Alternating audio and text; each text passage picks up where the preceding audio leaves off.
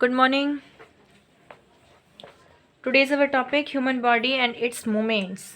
मानव शरीर. Human body means मानव शरीर यानी मनुष्य का शरीर और इसकी गतियाँ यानी शरीर कैसे मूवमेंट करती हैं उसके बारे में हम पढ़ेंगे. So स्टार्ट करते हैं. Let us look closely at some of our own movements to begin with.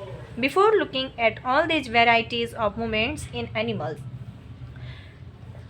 जंतुओं की यानी जानवरों की अनेक गतिविधियों पर ध्यान देने से पूर्व आइए पहले हम अपने शरीर के कुछ गतियों पे ध्यान देते हैं.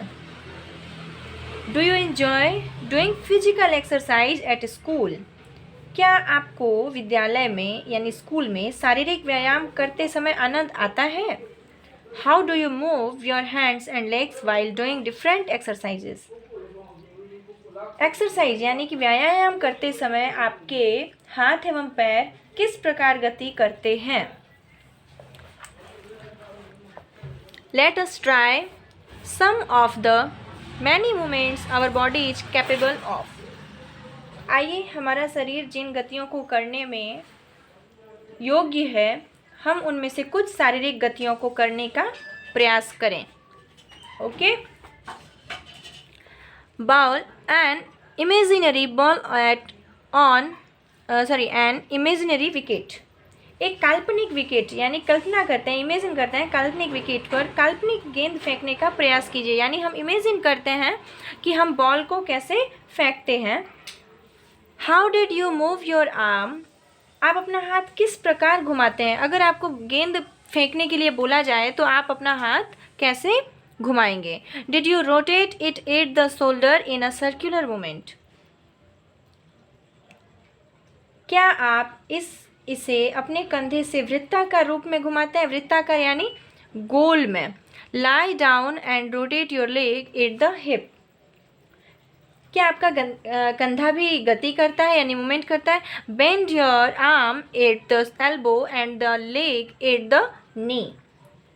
पीठ के बल लेट जाइए तथा अपने पैर को कूल्हे के चारों ओर घुमाइए. Stretch your arm sideways. Bend your arm to touch your shoulder with your fingers.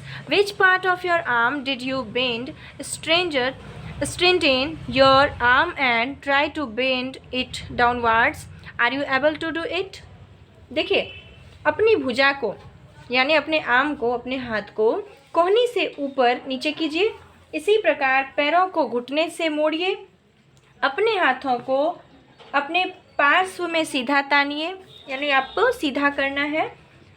भुजा को मोड़ते हुए अंगुलियों से कंधों को छूइए. अब आपने अपने हाथ का कौन सा भाग मोड़ा? अब आप देखिए कि आपने अपने हाथ का कौन सा भाग फोल्ड किया है. हाथों को सीधा तानकर नीचे की ओर झुकने के लिए आप प्रयास कीजिए. बेंड करने का प्रयास कीजिए हाथ को. Are you able to do it? क्या आप ऐसा कर पाते हैं? Try to move the various parts of your body and record their movements in table 8.2. अपने शरीर के विभिन्न हिस्सों से गति करने का प्रयास कीजिए यानी अलग अलग पार्ट से मूवमेंट करने का प्रयास कीजिए और इसके जो भी आपके मूवमेंट होते हैं उसको आप 8.2 टेबल जो आपको दी गई है इसमें आप फील कीजिए. Okay. Why is it that we are able to move a few parts of our body easily in various directions and some only in one direction? Why are we unable to move some parts at all? क्या reason है, क्या कारण है कि हम अपने शरीर के कुछ अंगों को तो स्वतंत्र रूप से यानी स्वतंत्र रूप से किसी भी दिशा में घुमा सकते हैं जबकि कुछ अंगों को केवल एक ही दिशा में घुमा सकते हैं. कुछ बॉडी को तो हम आराम से कहीं भी घुमा सकते हैं लेकिन कुछ बॉडी को हम सिर्फ एक फिक्स है दिशा उसी में हम घुमा सकते हैं. हम अपने शरीर के कुछ भागों को घुमाने में असमर्थ क्यों होते हैं? Why are we unable to move some parts at all? हम अपने शरीर के कुछ भागों को घुमाने में असमर्थ यानी कि फेल क्यों हो जाते हैं? एक्टिविटी में आपके कुछ दिए गए हैं. चलिए एक्टिविटी फर्स्ट स्टार्ट करते हैं और उसको देखते हैं कि उसमें क्या बताया गया है. Place a scale lengthwise on your arm so that your elbow is in the center. 8.1 figure check करिए, देखिए ऐसे बांधा हुआ है ना।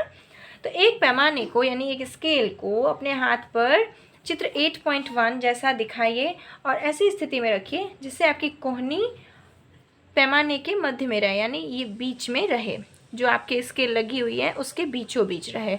Ask your friend to tie the scale and your arm together. अपने मित्र से यानी अपने फ्रेंड से पैमाने यानी स्केल को तथा हाथ को एक साथ बांधने के लिए कहिए। Now try to bend your elbow. अब अपनी कोहनी को मोड़ने का प्रयास कीजिए, यानी जो एल्बो है आप इसको मोड़ने के प्रयास कीजिए। Are you able to do it? क्या आप इसे मोड़ पाते हैं? आप खुद भी ऐसे करेंगे और देखेंगे कि आपका बॉडी ऐसे अगर करने से मुड़ता है या नहीं मुड़ता है। चलिए नेक्स्ट देखते हैं आपका।